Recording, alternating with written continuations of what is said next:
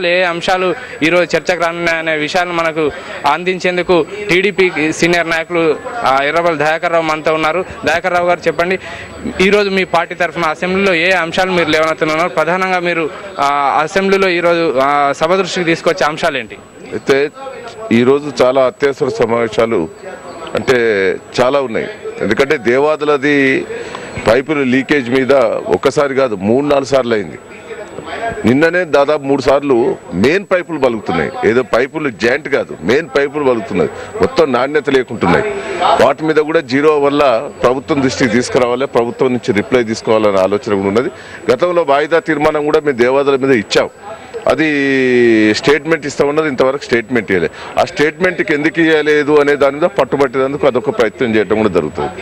అదే తిరిగా ఇవాళ బీసీ విద్యార్థులకు పుస్తకాలు ఇంతవరకు ఇవ్వలేదు. అందుకే ఎగ్జామ్స్ దగ్గరకు వచ్చినాయి, ఇంతవరకు బుక్స్ ఇవ్వలేదు. వాళ్ళ పరిస్థితి ఘోరమైన పరిస్థితి ఉన్నది. వాళ్ళ స్కాలర్షిప్ లేవు, పుస్తకాలు లేవు, చదువుకున్నందుకు పుస్తకాలు కూడా ఇచ్చే పరిస్థితి ఈ ప్రభుత్వం లేదు. మళ్ళీ ఇప్పుడు అర్జెంట్ కానీ ఎవరికో కాంట్రాక్టర్కు ఒక 10 కోట్లు ఎక్సెస్ పెట్టి వాళ్ళకి ఇచ్చి, అంటే ఈ వారం రోజుల్లో ఇచ్చినా కూడా వాళ్ళకి ఇబ్బందికరమైన పరిస్థితి ఉంటుంది. బీసీ విద్యార్థుల మీద అదోటి చేయడం జరిగింది.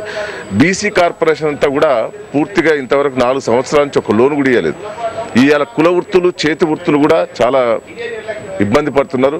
ఇలా అవసల వాళ్ళు కానీ, వడ్ల కమ్మర్లు కానీ ఇలా పని దొరకక చాలా ఇబ్బంది పడుతున్నారు. ఇలా కుల వృత్తులు, చేతి వృత్తులు కూడా పూర్తిగా నిరుత్సాహపరుస్తున్నది ఈ ప్రభుత్వం. బడ్జెట్ కూడా విపరీతంగా పెరిగిపోయింది. 40,000 కోట్ల బడ్జెట్ పెరిగాది. కేంద్రంలో 3 లక్షల కోట్ల బడ్జెట్ పెరిగాది. బడ్జెట్ తగ్గట్టు కూడా ప్రభుత్వం పెంచలేకపోతున్నది. ఈ 4 సంవత్సరాల బీసీలందరినీ కూడా 50% ఉన్న జనాభాను చాలా చిన్న చూపు చూపెట్టాలి.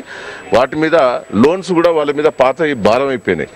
ఇదివరకు వీళ్ళు ₹1 లోన్ ఇచ్చింది పోలే, గతంలో ఇచ్చిన లోన్స్ కూడా మాఫీ చేయాలనేది తెలుగుదేశం పార్టీ డిమాండ్ చేయబోతున్నది. అదే కాకుండా నిత్యావసర వస్తువులది ఇలా చర్చ రాబోతున్నది. ఆ చర్చ మీద కూడా నిత్యావసర ధరలు కూడా విపరీతంగా పెరిగిపోయినాయి. దాదాపు ఒక 300-400 కూడా పెరిగిపోయినాయి. దాని మీద కూడా చర్చ పట్టాలని చాలా సందర్భాలు అడిగా. ఈరోజు చర్చకు వస్తున్నది. దాని మీద కూడా డిస్కస్ చేసేందుకు అవకాశం ఉన్నది.